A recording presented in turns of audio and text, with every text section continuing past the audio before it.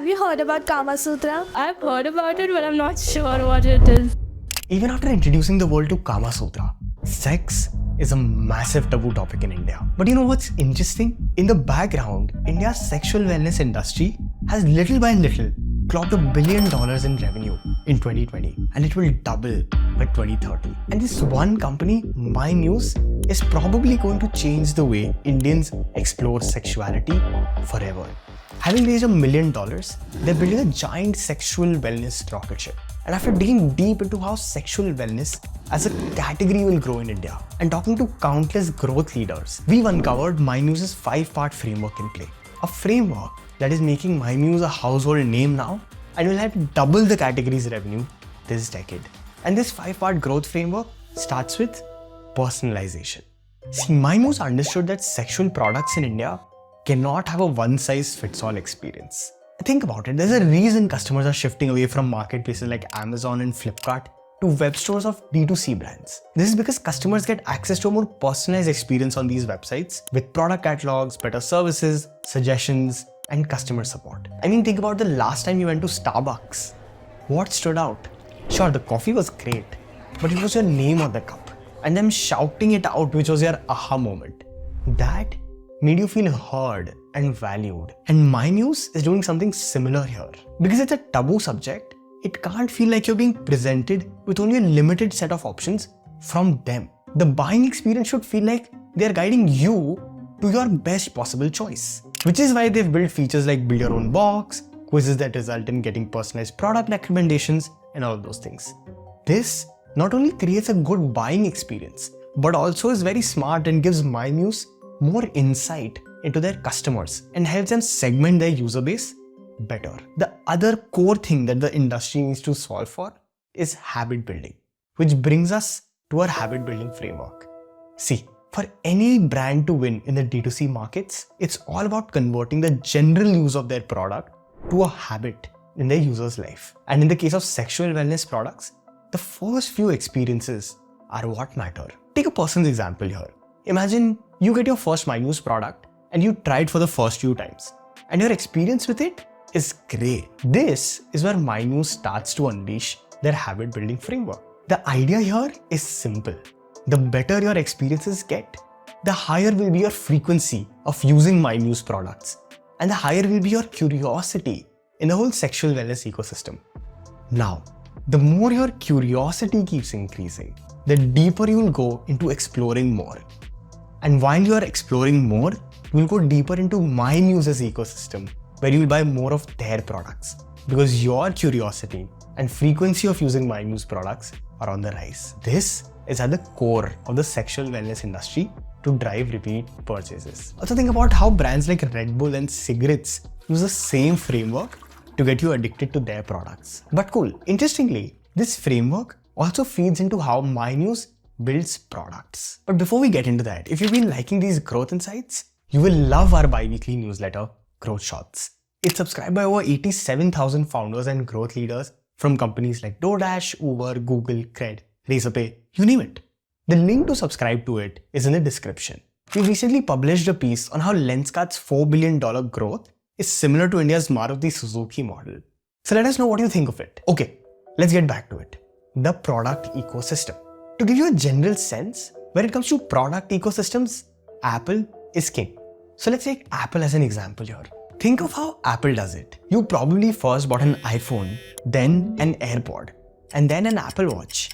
And as you transitioned from personal use to a more professional use case, you bought a Mac or an iPad. And that's how you entered the Apple ecosystem. Similarly, once a user builds a habit and dives deeper into the product ecosystem to feed their curiosity, the higher their chances will be of exploring a different product in the ecosystem. And that's how the customer cycle keeps going. But again, in the sexual wellness industry, it's a little different. Most solo buyers will eventually transition into relationships, which will lead to them going from solo products to buying products for couples. Also, in the last several years for most sexual brands, the focus has been more geared towards female pleasure, which of course has been a long time coming. And while MyMuse definitely caters to that, it also works now with a broader spectrum of male and non-binary pleasure, which means more product categories and a deeper ecosystem for them. But none of this matters unless a brand in the sexual wellness industry builds enough trust. See, this industry by default is super physically intimate because it includes direct contact of the product with your body. So the biggest thing to solve for is trust, nothing else. With this in mind, MyMuse tackles trust with three broad aspects. First, quality. Because these are super intimate products, people wouldn't want to compromise on quality. See, there's a lot of fear and stigma attached to using these products by default. So one way MyMuse solves this is by positioning itself as a premium brand. This reflects in them calling out the materials that they use, how they are non-toxic, and how they are premium in quality. Positioning themselves as premium takes away most hindrances around the lack of trust on quality of the product and attracts the right tier 1 target audience that they want. Second, branding and user experience. The next thing MyMuse solves for is great user experience. This reflects in the way they design their websites, landing pages, and social media. Their products are front and center with great quality photography and cheeky brand copy. This is important because with lifestyle D2C brands, a distinct brand identity is the only way to stand out. I'll repeat it again. For lifestyle D2C brands, a distinct brand identity is the only way to stand out. Otherwise, the product you're selling is essentially a commodity and you'll not be able to differentiate yourself. When it comes to great user experience, MyMuse also has interesting post-purchase aha moments, like sending a witty welcome note with your product, or a surprise sample card like their couples card game when you buy a product. There's also post-purchase aha moments and also interesting times that you get to spend with your partner. Finally, they pack all of this up with discreet packaging and solve for privacy. As we said, sexual wellness is still a massive taboo in India, and you would probably not want your neighbor to know that you've just received a MyMuse box. Discreet packaging builds immense trust and pushes prospective users who are still contemplating if they should buy the product to complete their first purchase. Congratulations, privacy solved. And all of this comes together for the end game, which is the massive content engine. Like I said earlier, brand is probably the only moat a lifestyle D2C brand really has. And content is a major part of brand. Look at how Durex and Boat have solved this in their own spaces. MyMuse uses content in two segments. First is education, and second is driving curiosity. The core insight behind solving for education is thought leadership. When you teach someone something, you by default become their go-to thought leader or a soundboarding partner for that topic. This is why MyMuse has Unlearn. Their Unlearn with MyMuse platform is a safe space for Indians struggling with confusion, guilt, shame, or fear when it comes to pleasure.